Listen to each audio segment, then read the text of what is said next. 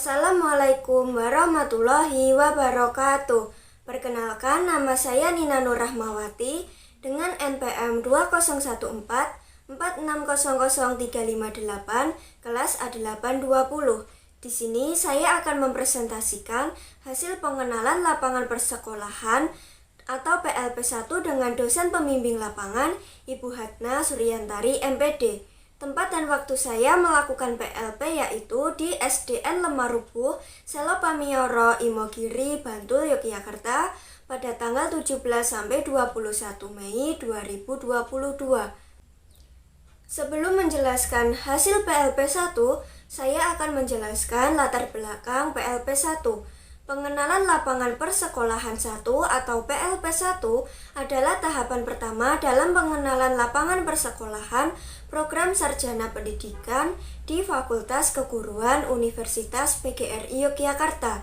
Setelah melaksanakan observasi, diharapkan mahasiswa mengetahui dan menguasai secara utuh bagaimana dan apa yang harus dimiliki sebagai seorang guru SD sehingga siap memangku jabatan sebagai seorang guru.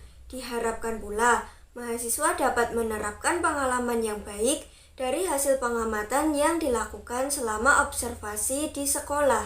Selanjutnya yaitu saya akan menjelaskan hasil PLP1. Yang pertama adalah kultur sekolah.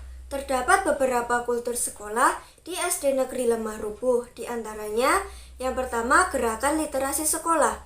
Di SD Negeri Lemarupuh, gerakan literasi sekolah melibatkan seluruh unsur sekolah. Kegiatan literasi meliputi mengondisikan lingkungan fisik ramah literasi seperti pajangan prestasi siswa dan pajangan kata-kata mutiara, mengupayakan lingkungan sosial afektif sebagai model komunikasi dan interaksi yang literat seperti lomba menulis cerita, dan mengupayakan sekolah sebagai lingkungan akademik yang literat seperti membaca buku 15 menit di pagi hari. Yang kedua yaitu tata krama dan sopan santun seperti pembiasaan 5S dan membiasakan peserta didik mengucapkan salam hormat kepada guru. Dan yang ketiga yaitu keagamaan, meliputi kegiatan wajib seperti ibadah wajib dan sunnah, pembiasaan umum seperti ibadah di sekolah atau masyarakat, dan pembiasaan periodik seperti merayakan hari besar agama. Selanjutnya yaitu struktur organisasi dan tata kelola sekolah. SD Negeri Lemarupuh dipimpin oleh Ibu Siti Zumaroh SPD SD sebagai kepala sekolah dan Bapak Sambung Medar Pamungkas sebagai komite sekolah. Selain itu, SD Negeri Lemarupuh terdapat guru kelas yaitu kelas 1 sampai dengan kelas 6, guru PAI, guru penjas, dan guru muatan lokal. Sedangkan petugas di SD Negeri Lemarupuh meliputi petugas TU, petugas perpustakaan, dan petugas kebersihan sekolah. Selanjutnya yaitu peraturan dan tata tertib. Yang pertama, hal masuk sekolah. Di antaranya, semua murid harus masuk sekolah selambat-lambatnya 5 menit sebelum jam pembelajaran dimulai. Murid yang datang terlambat tidak diperkenankan langsung masuk kelas, melainkan harus melapor terlebih dahulu kepada guru piket. Murid yang absen hanya karena sungguh-sungguh sakit atau keperluan yang sangat penting. Murid tidak diperbolehkan meninggalkan sekolah selama jam pembelajaran sedang berlangsung. Yang kedua yaitu kewajiban murid. Di antaranya taat kepada guru-guru dan kepala sekolah, ikut bertanggung jawab atas kebersihan, keamanan, ketertiban kelas dan sekolah pada umumnya. Ikut bertanggung jawab atas pemeliharaan gedung, halaman, perabot, dan peralatan sekolah, membantu kelancaran pelajaran baik di kelas maupun di sekolah pada umumnya, ikut menjaga nama baik sekolah, guru, dan pelajar pada umumnya, baik di dalam maupun di luar sekolah, menghormati guru, dan saling harga-menghargai antar sesama murid. Yang ketiga yaitu larangan murid.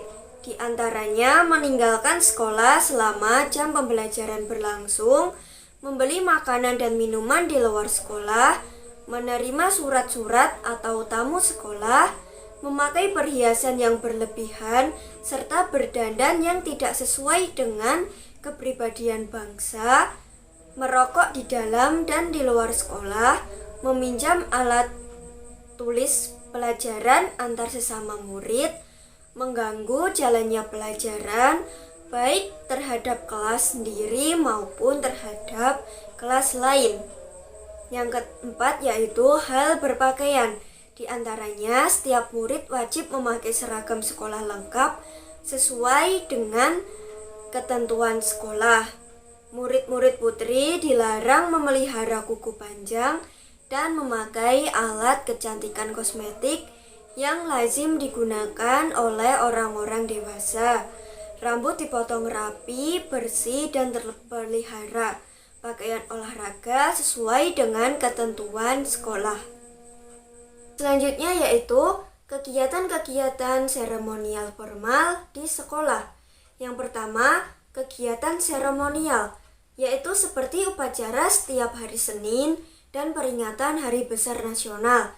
Yang kedua, kegiatan formal, seperti rapat guru dan evaluasi tenaga pendidik yang dilaksanakan selama 1 minggu sekali atau 1 bulan sekali, tergantung keadaan, kondisi, dan situasi pada saat itu.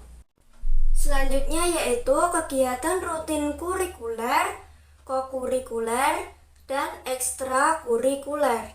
Yang pertama, kurikuler, seperti mata pelajaran A, yaitu PAI, PPKN, Bahasa Indonesia, Matematika, IPA, dan IPS. Mata pelajaran B yaitu Seni Budaya dan Prakarya serta Penjas. Muatan lokal seperti bahasa Jawa dan membatik. Sedangkan pengembangan diri seperti IPA dan Pramuka. Yang kedua, kokurikuler adalah kegiatan yang dilaksanakan untuk penguatan atau pengayaan kegiatan intrakurikuler seperti karya wisata untuk kelas 6 yang dilaksanakan 2 tahun sekali dan kegiatan olahraga seperti berenang dan bersepeda. Dan yang terakhir, ekstrakurikuler meliputi ekstra wajib seperti IPA untuk kelas 1-6 dan Pramuka untuk kelas 3-5. Sedangkan ekstra pilihan yaitu seni tari. Namun selama pandemi COVID-19, kegiatan ekstrakurikuler ditiadakan.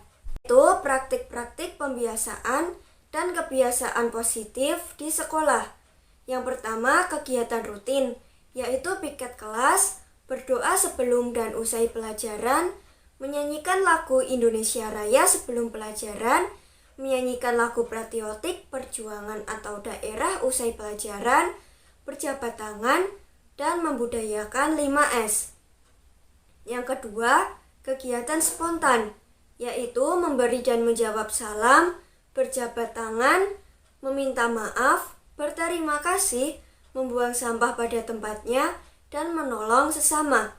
Yang ketiga, kegiatan terprogram, yaitu pengenalan lingkungan sekolah bagi peserta didik baru, pengadaan kemah siaga, karya wisata, dan kelulusan. Yang keempat, kegiatan keteladanan, yaitu berbicara sopan, menghargai pendapat, menaati tata tertib, dan berpakaian rapi serta seragam. Selanjutnya yaitu kegiatan observasi pembelajaran di kelas. Kegiatan observasi pembelajaran dilakukan di SD Negeri Lemah Rubuh dengan tujuan yaitu melakukan pengamatan kegiatan pembelajaran. Selama kegiatan observasi berlangsung, observer melakukan pencatatan proses pembelajaran, mendeskripsikan hasil observasi, dan melakukan pendokumentasian pembelajaran. Berikut adalah pelaksanaan observasi pembelajaran yang dilakukan penyusun sebagai observer dalam 3 kali pertemuan. Yang pertama, observasi pembelajaran di kelas rendah. Observasi pembelajaran di kelas rendah dilakukan di kelas 2 dengan mata pelajaran yaitu PPKN. Proses pembelajaran berlangsung dengan baik karena guru mampu menguasai materi. Namun, siswa pada kelas rendah belum bisa mengontrol dirinya agar tetap tenang selama mengikuti pembelajaran. Oleh karena itu, peran guru di sini sangat penting dalam mengajak siswa untuk aktif dalam belajar. Yang kedua, observasi pembelajaran di kelas tinggi. Observasi pembelajaran di kelas tinggi dilakukan di kelas 4 dengan mata pelajaran yaitu IPA. Guru mampu menggunakan berbagai macam media pembelajaran sehingga siswa menjadi lebih aktif seperti papan tulis, buku paket, dan media audio. Siswa di kelas ini sudah dapat mengontrol dirinya agar tetap tenang selama mengikuti pembelajaran.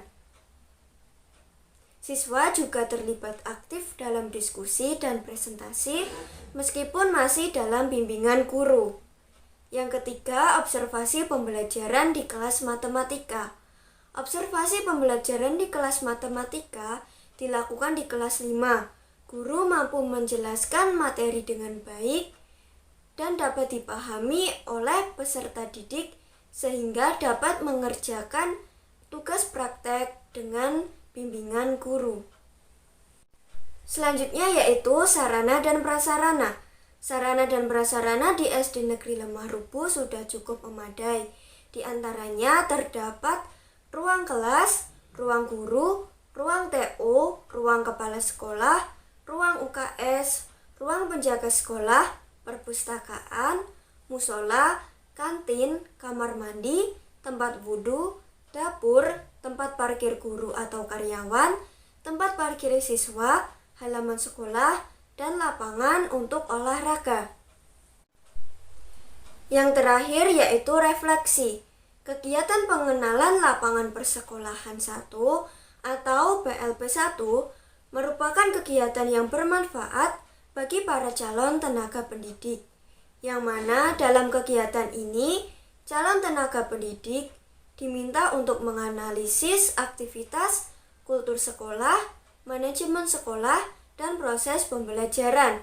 Kegiatan ini dimaksudkan untuk membangun landasan jati diri pendidik melalui pengumpulan informasi tentang kultur sekolah, struktur organisasi dan tata kelola di sekolah, peraturan dan tata tertib sekolah, kegiatan-kegiatan seremonial formal di sekolah, kegiatan-kegiatan kokurikuler, kurikuler dan ekstrakurikuler, praktik-praktik pembiasaan dan kebiasaan positif di sekolah, dan melakukan observasi pembelajaran di kelas. Demikian hasil presentasi PLP 1 di SD Negeri Lemah Rubuh yang dapat saya sampaikan. Apabila terdapat salah kata, saya mohon maaf. Wassalamualaikum warahmatullahi wabarakatuh.